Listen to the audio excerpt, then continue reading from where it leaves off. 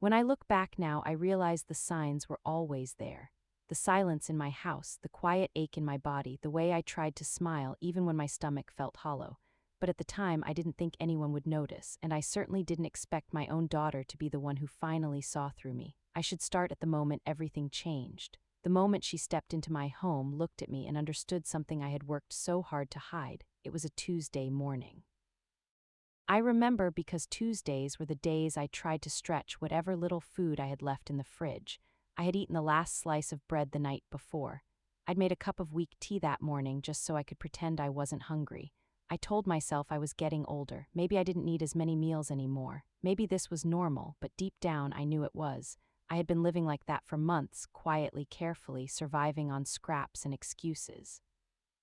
And I never told my daughter, Sarah. She had her own life, her own family, her own responsibilities. I never wanted her to worry about me. I was her mother, after all. I was supposed to be the strong one, even when the world was falling apart inside me. I heard her knock that day, soft at first, then a little firmer. She wasn't supposed to visit. She hadn't called ahead, and for a moment I panicked. I looked around my tiny kitchen, the empty shelves, the refrigerator humming like it was mocking me, the sink with one single cup in it because I hadn't used any dishes for real food in days. My heart started to beat faster. I tried to fix myself, straighten my clothes, pinch my cheeks so they looked less pale, wipe the tiredness from under my eyes. But you can only hide so much when your body is giving away the truth. I opened the door with a smile I practiced in the mirror. "Sarah," I said softly, "what a surprise."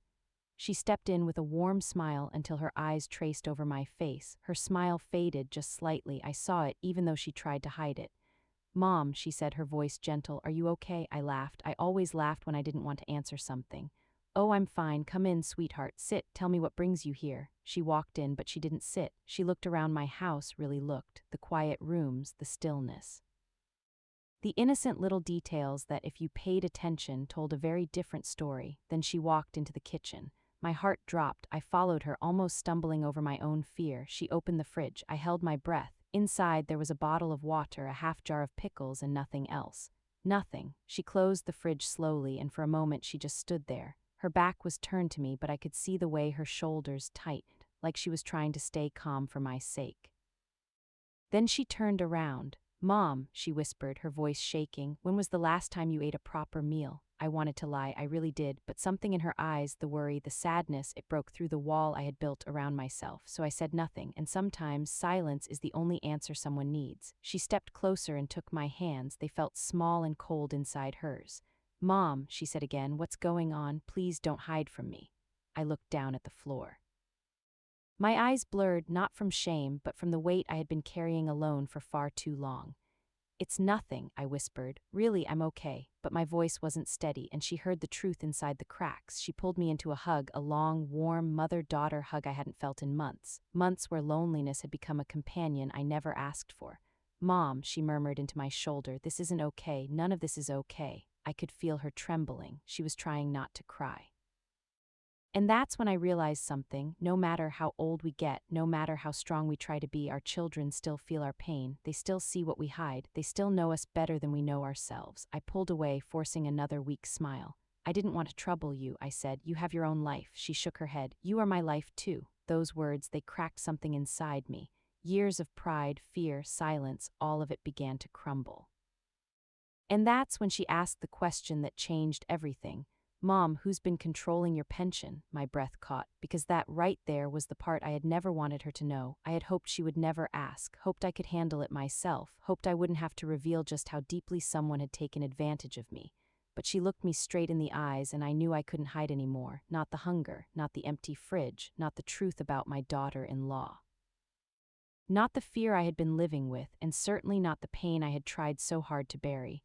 For the first time in a long while, I felt myself break open. I let out a slow breath, a breath full of months of secrets. "Sarah," I said softly, my voice barely holding together, "there's something I need to tell you." When I finally said those words, "There's something I need to tell you," it felt like my whole body exhaled after months of holding everything inside. But I wasn't ready to explain it all yet, not immediately. The truth wasn't simple. It wasn't one moment or one choice. It was years of little things, pieces of my life slowly slipping out of my own hands. Sarah led me to the living room and helped me sit down, her face full of concern. She sat beside me, close enough that I could feel her presence holding me steady. For a few moments, neither of us spoke. I stared at my hands, thin, a little shaky, and wondered how things had gotten this far. Finally, she touched my arm gently. "Mom," she whispered, "start wherever you want. I'm here." Where did I want to start? With the hunger, with the quiet fear, with the daughter-in-law who slowly, carefully took control over things I didn't even realize I was losing? No, none of that made sense without the beginning. So I started with family, with the life I had before everything changed. My husband, Charles, passed away almost 8 years ago. He had been the steady ground beneath my feet, calm, dependable, warm in the quiet way that never needed to announce itself. Losing him was like losing the roof over my life. Everything suddenly felt exposed. After he died, my son Michael stepped in and took charge of many things. He wasn't pushy. He wasn't controlling. He was simply trying to help, at least at first. He came with his wife, my daughter-in-law, Lena, and together they helped with paperwork, bills, and financial matters. I was grateful, truly grateful, because grief slows the mind and paperwork felt like a heavy weight I couldn't lift. Michael would say things like, "Mom, don't stress, let us handle it," and I believed him. But slowly, very slowly, things shifted. Michael got busier with work, then busier still, and soon I found myself dealing mostly with Lena instead of him. At first, she was polite. Cold, maybe colder than most people, but not unkind. She offered to organize my documents, set up automatic payments, simplify things. She once said, "You shouldn't worry about these things at your age, just enjoy life." I thought she meant well. I had no idea I was handing her the keys to everything. When Sarah heard about my struggles later, she would ask me the question I had avoided even asking myself. "Mom, why didn't you tell me sooner?" But the truth was painful. Sarah and I had always been close, but after she got married and moved a couple hours away, I didn't want to burden her.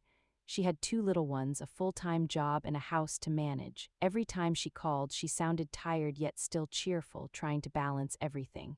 So I told myself it wasn't the right time, not yet, not until I could handle things on my own. Besides, I didn't want her to worry.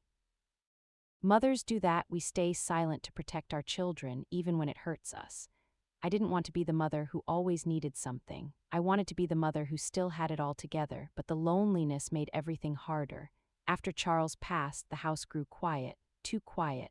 Some nights I ate dinner in complete silence, listening to the hum of the refrigerator or the distant sound of a neighbor's dog because those noises made me feel less alone. When Michael and Lena suggested I move closer to them, not into their house but into a small place they found, I agreed. It seemed practical and I thought they were thinking of my comfort, but I didn't see the chain forming. I didn't see how each "let us handle this" was another link, another part of my independence slipping away. The new place was small, just 2 rooms, but I convinced myself it was fine. I didn't need much. After all, it was only me now.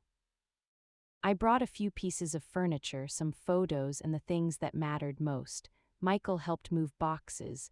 Lena oversaw everything else, directing where things should go, what should be kept, what should be discarded. I remember watching her throw away an old pot holder I'd had since my early marriage. "It's falling apart," she said, without even asking me, but something inside me cracked a little that day. Not because of the pot holder itself, but because she didn't pause to consider its sentimental value. She didn't look at it and see decades of dinners, birthdays, and late-night conversations. To her it was trash. To me it was a memory, but I didn't say anything. I never said anything, not back then. The changes were gradual, barely noticeable if you weren't looking closely. One day she suggested I let her manage my pension so I wouldn't accidentally spend too much. Another day she took over paying my bills to simplify things. She even set up automatic transfers from my account to hers for safe keeping, she said, and I trusted her. I trusted her because she was family, or at least I wanted her to be. For a while, things seemed okay, but then the small signs began to appear. My grocery money shrank. When I asked, she would shrug and say, "Prices are going up, you need to budget better."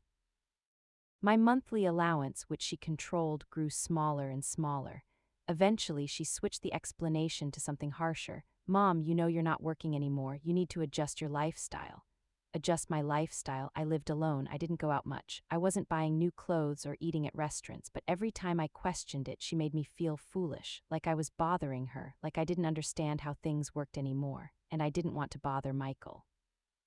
He was always rushing, always exhausted, always stressed. He didn't need another thing on his plate, so slowly I became someone I didn't recognize, a quiet woman sitting at her kitchen table trying to stretch a few groceries into a week.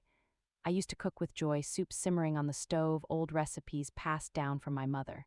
But as money became tighter, meals turned into survival, small portions, watered-down soups, little bites here and there. I stopped inviting neighbors inside.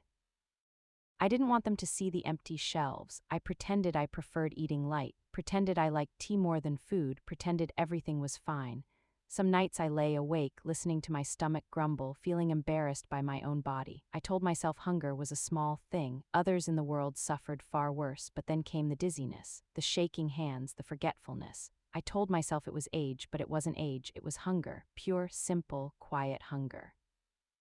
And even when I knew deep inside what was happening, I still didn't call Sarah. I couldn't bring myself to say the words, "I'm not eating enough. I don't have money for groceries. Your brother's wife controls everything." It felt humiliating somehow, like I had failed at taking care of myself. Mothers aren't supposed to break. Mothers aren't supposed to ask for help. We're supposed to know what to do, even when we don't. One afternoon, I called Lena to ask if she could increase my weekly allowance by just a little, even just enough to buy eggs and bread. She sighed loudly, as though I had interrupted something important. Then she said, "Mom, you really need to stop depending on us. You're old enough to manage with what you have. If you keep asking for more, we'll have to rethink this arrangement." Rethink this arrangement, as though giving me access to my own pension was a favor. As though my money, which my husband worked for, belonged to her. After that call, I didn't ask again. I didn't ask for anything. I stopped calling altogether unless necessary. The hunger grew heavier. The nights grew quieter. The world outside my little apartment felt farther and farther away, and still I stayed silent. When Sarah opened my refrigerator and saw the truth, it was like she turned on a light in a room I had kept dark on purpose. I had never wanted her to see me that way. Not fragile, not struggling, not quietly starving in a home that was supposed to be safe. But maybe it was the only way things could change, because if she hadn't walked in that day, if she hadn't stepped into the kitchen, if she hadn't opened that fridge, I might have gone on pretending forever. Pretending I wasn't hungry, pretending I wasn't scared, pretending I wasn't losing myself piece by piece, and pretending that my daughter-in-law wasn't slowly erasing my independence. Sarah looked at me that day with eyes full of pain for me, and I realized what I had forgot. Mothers protect their children, but children protect their mothers too. And this time, Sarah wasn't going to let me hide behind silence. Sarah didn't speak right away. After she saw inside my empty fridge, she held my hands gently like she was afraid I might break. The truth is, I already had, not all at once, but little by little over months of silence and fear. She looked straight into my eyes as if searching for answers I wasn't ready to give. "Mom," she whispered, "this isn't just about groceries, is it?" I swallowed hard. My throat felt tight, as though the words I had kept buried for so long refused to rise. "It's complicated," I said softly. She shook her head. "No, it's simple. You are not eating, and I need to know why." Her voice wasn't angry, it wasn't accusing, it was scared. And hearing fear in my daughter's voice hurt me more deeply than any hunger. I looked away and wiped the corner of my eye with my sleeve. "Sarah, I didn't want to worry you." She let out a breath, shaky and full of emotion. "You're my mother," she said quietly. "Worrying about you is my job just as much as it was yours when I was little." She sat beside me on the small couch, her body turned toward mine. "Tell me everything," she said, "please." And so I began. I told her about the day I asked Lena if she could adjust my pension allowance. How Lena responded with that cold sigh, the kind that makes you feel like a problem instead of a person. She told me I needed to adjust my lifestyle, I said, lowering my voice. Sarah leaned back slowly, her eyebrows drawing together in disbelief. "She said that to you?" "Yes, that was your money, your pension." "I know," I whispered, but I didn't want to argue. Sarah shook her head slowly, like she was trying to understand a world that suddenly didn't make sense. "Why didn't you call me Mom?" she asked again, her voice softer this time. For a moment I didn't answer, then I took a breath. "Because I didn't want you to feel stuck between me and your brother," I said honestly. "I didn't want to cause tension in your home, and I didn't want you to worry." Sarah closed her eyes briefly, then opened them with a calmness that almost frightened me. "Mom," she said quietly, "you did not deserve to go through this alone." I exhaled slowly. I had been waiting months, maybe longer, for someone to say that. After Sarah calmed down a little, she walked around my small kitchen, examining everything. The cabinets, the drawers, the pantry. She wasn't being intrusive, she was trying to understand just how long I'd been struggling. Then she stopped, staring at the top shelf of my cupboard. "Mom, why do you have 4 cans of soup that expired 2 years ago?" I felt my cheeks heat with embarrassment. I kept them in case I needed something, anything. Sarah didn't speak, she just pressed her lips together and gently set the cans back down. In that moment, I wasn't just hungry, I was ashamed. Not ashamed of myself, but ashamed that my life had become something so far from what I'd wanted, and I'd let it happen because I didn't want to cause trouble. I could feel Sarah's pain as if it were my own. She walked back to me and knelt in front of the couch. "Mom," she said quietly, "what did Lena do?" The question hung in the room like a heavy curtain. Not if Lena did something, but what, because the empty fridge and the shrinking allowance weren't accidents or misunderstandings. They were choices, and Sarah already knew that. I leaned my head back slowly and closed my eyes, letting the memories come. "There were small things at first," I murmured. The way she kept reminding me I was getting older, how she took over paying my bills without me asking. How she began speaking for me when we were at the bank. Sarah's expression shifted, sadness turning into a quiet kind of anger, the protective kind. "When did she start getting access to your accounts?" she asked. "It was after your father passed," I said. "I was overwhelmed. Michael and Lena insisted they could help." I could still see the moment in my mind, Lena sitting beside me at the kitchen table, sliding the papers toward me with a smile that looked polite but felt rehearsed. "This will make everything easier," she had said. "You're grieving, let us take care of the hard stuff." I signed without reading every line. I trusted her, I trusted family, and that trust became a leash. I continued explaining to Sarah. She started taking a little from my pension to cover expenses.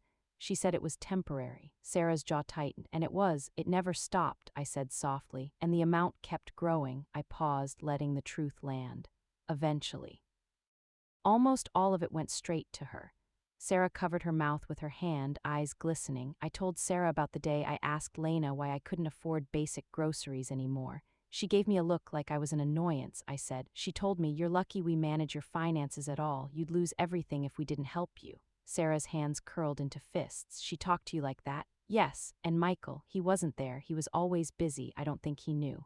Or maybe he did, maybe he just didn't want to know. Maybe it was easier for him to believe his wife's version of things. I sighed. That's when I realized she was helping me. She was controlling me.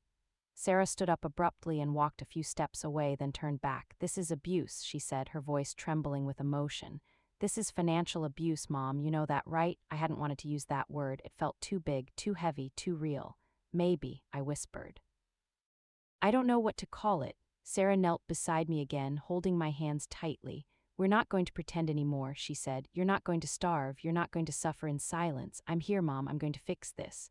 Her words warmed something inside me, something that had grown so cold I thought it was gone, but the conflict wasn't over, not even close. "Mom," Sarah said after a long silence, "I need to talk to Michael." I shook my head instantly. "No, no, Sarah. Please don't, it will only create tension." "Mom," she said firmly, "there's already tension, you've just been carrying it alone." I lowered my eyes. She was right, but I still feared what would come next.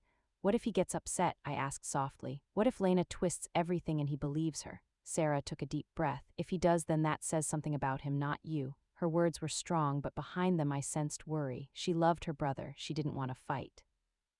But she loved me more, and she wasn't going to let me suffer another day. She stood up and went to the kitchen, pulling out her phone.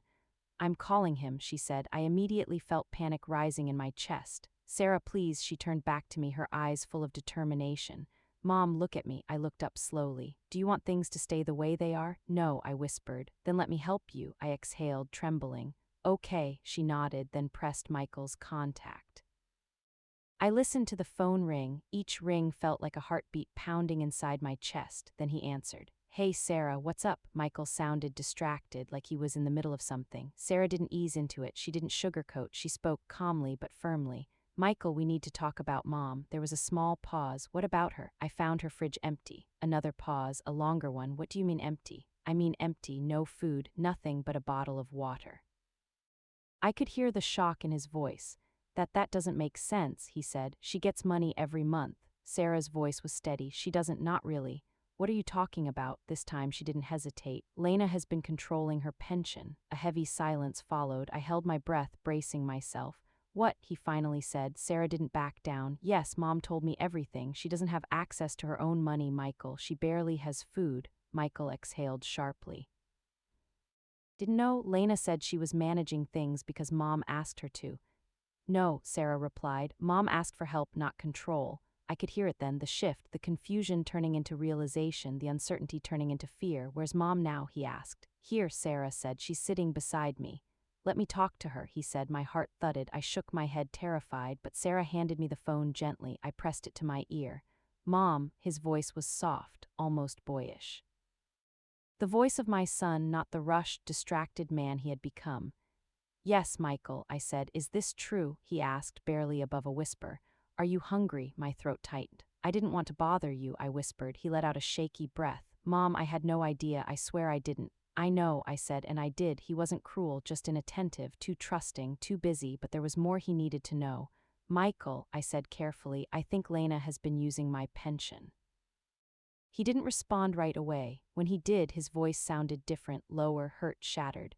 I need to come over, he said, right now, and that was the moment everything began to unravel. Sarah hung up and turned to me. Are you okay? She asked softly. I nodded, though my heart was pounding. Mom, she said, sitting beside me, whatever happens next, you're not alone, not anymore.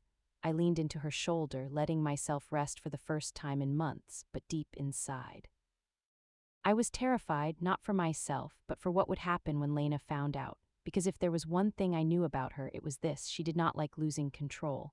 I didn't sleep the night after Aisha left. I lay awake on the thin mattress, staring up at the dim ceiling, listening to the house settle into silence.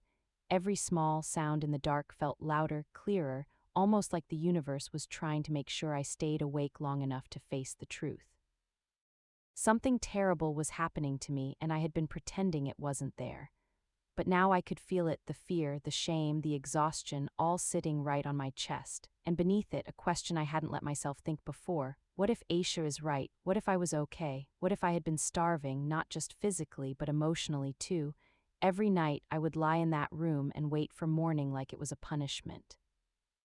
Every day, I would avoid food because asking for it meant burdening someone. Every month, I felt guilty for breathing in a house that wasn't mine.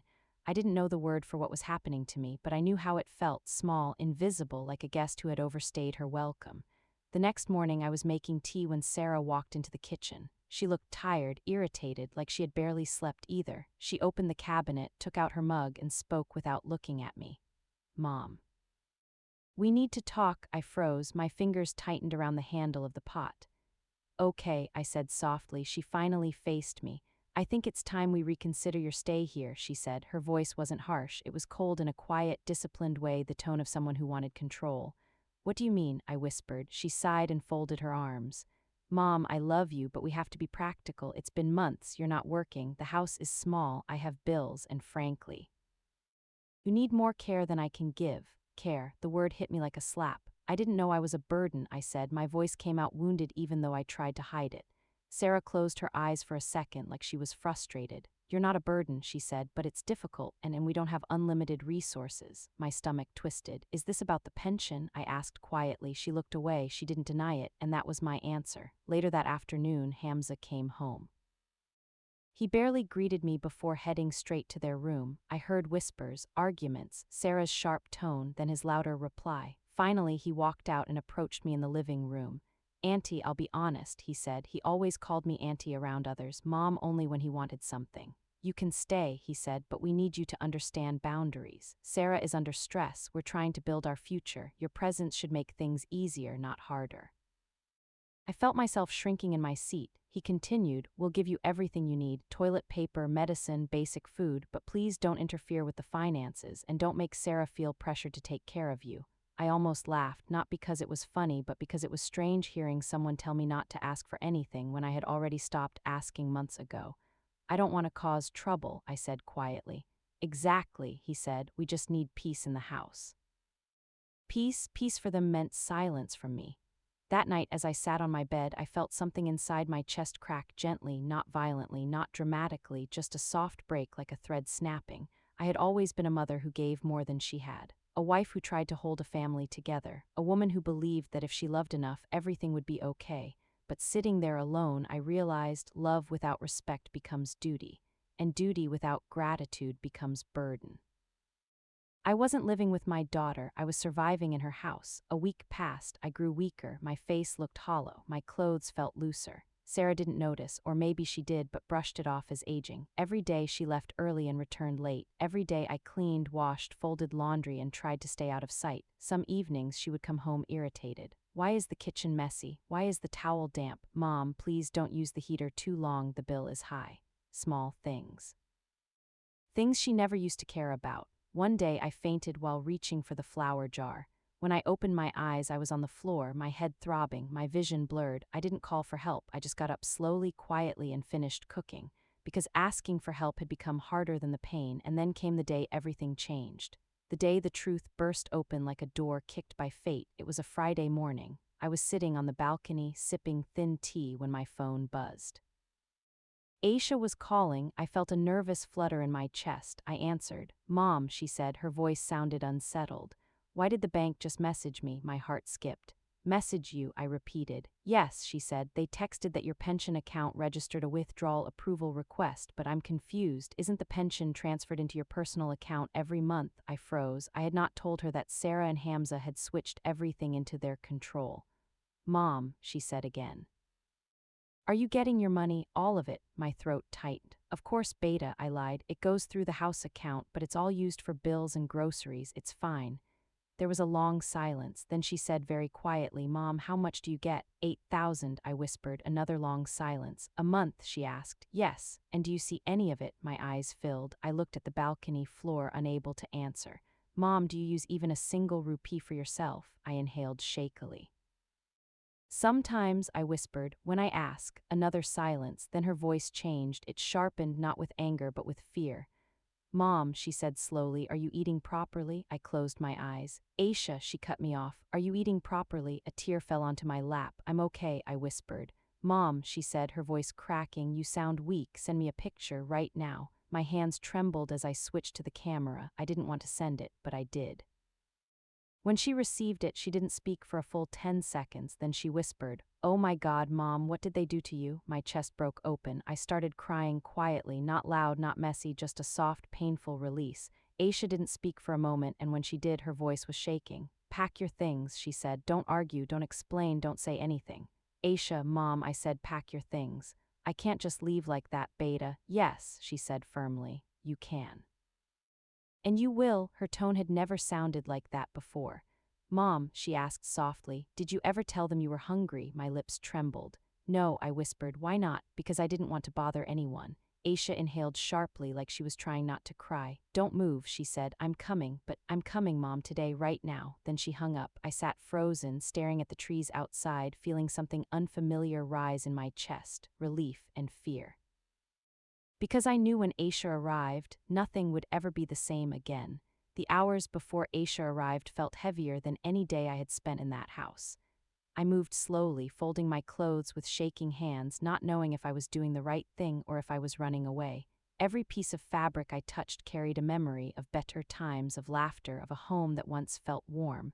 I had held on so long, hoping things would change, hoping Sarah would look at me the way she used to. But deep down, a small voice whispered that I had been waiting for something that wasn't coming, not from this house, not from this daughter. I placed the last folded shawl into my bag and sat on the edge of the bed, clutching the handles tightly. My heart was pounding so hard I could feel it in my fingertips. Then a knock, a hard, urgent knock at the door. My breath caught. Aisha. I walked out to the living room just as Hamza opened the door. He looked confused at first, then startled, then annoyed. Aisha. He said, What are you? She didn't answer. She walked past him without a word. She didn't even look at him. Her eyes found me instantly, and the look on her face, I will never forget it. Shock, pain, anger she was holding back out of respect, and something else, something deeper, a kind of heartbreak only a daughter can feel when she realizes she failed to see her mother suffering. Mom, she whispered. Her eyes filled with tears as she reached me and put her hands on my face. I felt so small in that moment, so seen, so exposed. Why didn't you tell me? She whispered again, her voice trembling. I had no answer, only tears. Aisha's arms wrapped around me, pulling me close. She held me like she had found something precious she thought she had lost. I'm here now, she whispered into my shoulder. I'm here. Behind us, Sarah walked out of her room. She stopped when she saw Aisha. Her eyes widened. Aisha, what's going on? Why are you here? Aisha turned slowly. Her voice was calm, but it carried a power I had never heard from her before. I came to take my mother home. Sarah blinked. She laughed nervously, like she thought this was a misunderstanding. What? Why? She lives here. No, Aisha said simply, not anymore. The room fell silent. Hamza stepped forward, his face tightening. Aisha, you need to relax, he said. Your mother is fine. We take good care of her. Aisha looked at him, really looked at him, and I saw her jaw clench. Is that so? Asked quietly. Then why does she look like she hasn't eaten properly in months? Hamza glanced at me, then back at her.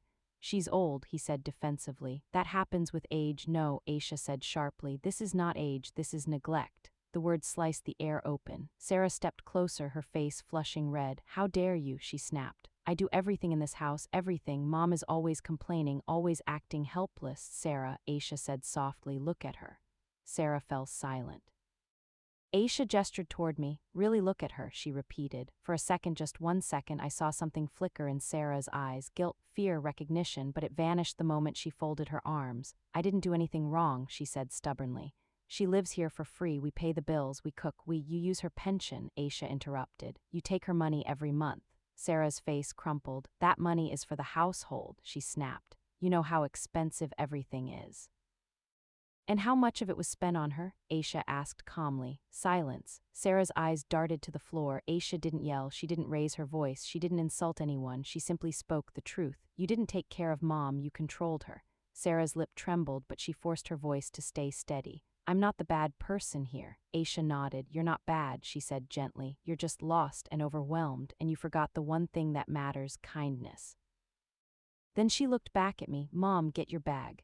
I have it, I whispered. My voice barely came out. Aisha reached for my hand and held it tight, and for the first time in months, my heart felt safe. As we walked toward the door, Sarah finally broke. Mom, she said softly. I stopped. She looked small, afraid, like the daughter I had raised, not the woman who had pushed me aside. I'm sorry, she whispered. I didn't mean I got tired, I got stressed, I didn't know how to handle everything. Tears gathered in her eyes for the first time in so long. I didn't realize I was hurting you, she said. I thought you were okay, I swallowed. I wasn't, I said quietly, but I wanted to be. We stood there, mother and daughter, with years of love between us and new cracks we didn't know how to close. Sarah stepped forward like she wanted to hug me, but she hesitated. Her hands stayed at her sides. Aisha placed her hand on my back gently. Mom, she whispered, we need to go. I turned one last time toward Sarah. I love you, I said. Her tears fell. I love you too, Mom, she whispered. But love, real love, needs more than words. It needs care, it needs gentleness, it needs effort, and sometimes it needs space to heal. Aisha helped me into the car, buckled my seatbelt like I was a child again, and sat beside me. She held my hand throughout the entire ride. Not once did she let go. For the first time in months, I didn't feel like a burden. I felt like a mother again. When we reached Aisha's home, she made me sit on the sofa and rushed into the kitchen. Don't move, she called out. Minutes later, she returned with a warm plate of food, a simple meal, bread, soup, egg, tea, but to me it tasted like the first breath after drowning. I ate slowly, almost shyly. She sat next to me, watching like she was afraid I might disappear. When I finished, she took my hand gently. Mom, she said softly, I promise you. You will never feel hungry in my house. My throat tightened, and you will never feel alone again. A tear escaped my eye before I could catch it. Thank you, Beta, I whispered. She placed her forehead against mine, a gesture from her childhood. I'm sorry I didn't see your pain sooner, she said, but I see it now. I closed my eyes. For the first time in a long time, I felt seen. Days passed, then weeks. My body slowly healed. Aisha took me to the doctor. I started eating properly. My strength returned, my cheeks filled, but the healing wasn't just physical, it was emotional too. One evening, I sat by the window watching the sunset paint the sky in soft colors. Aisha came and sat beside me quietly. Mom, she said. Yes, Beta, what will you do now? Stay here? She asked gently. I smiled. I think I will, I said, at least for now. She leaned her head on my shoulder. I love having you here, she said softly. And I love being here, I replied. We sat in silence, warm, peaceful silence, the kind I hadn't felt in months. Then after a moment, Aisha asked, "Do you forgive her?" I thought about it, about Sarah's words, her tears, her choices, her failures. "I do," I whispered. "But forgiveness doesn't mean going back." "Not yet," Aisha nodded. "I understand. Forgiveness," I realized, was not a gift for the other person. It was a way to free your own heart. One last moment remains in this story, a moment I carry with me. A few months after I moved in with Aisha, I received a message from Sarah. Just one line: "Mom, can we talk sometime? I'm trying to be better." I read it slowly, carefully, and I smiled, because sometimes pain becomes a teacher, silence becomes a mirror, distance becomes a chance to grow. I replied, "Yes, Beta, I'm ready when you are." And I meant it. I wasn't angry anymore. I wasn't scared. I wasn't invisible. I was a mother, a woman, a human being worthy of love and respect. And now I finally felt it. Life has a quiet way of showing us what we refuse to see. Sometimes the people we love most hurt us without realizing it. Sometimes we stay silent because we think endurance is nobility. Sometimes we hide our pain thinking it will protect others, but the truth is simple: pain grows in silence, and healing begins the moment we let someone truly see us. Aisha saw me. She heard what I didn't say. She stepped into the storm I was living in and pulled me out with love that didn't ask for anything in return. Every mother deserves a child like that, and every child deserves a mother who forgives. My story isn't about blame, it's about rediscovery. It's about a daughter who became my shelter, and a mother who learned, even at her age, that she still mattered. If life ever makes you feel unseen, unloved, or unheard, remember this: you don't have to stay where your soul is starving. You deserve a place where your heart feels full, and sometimes that place is just one brave step away.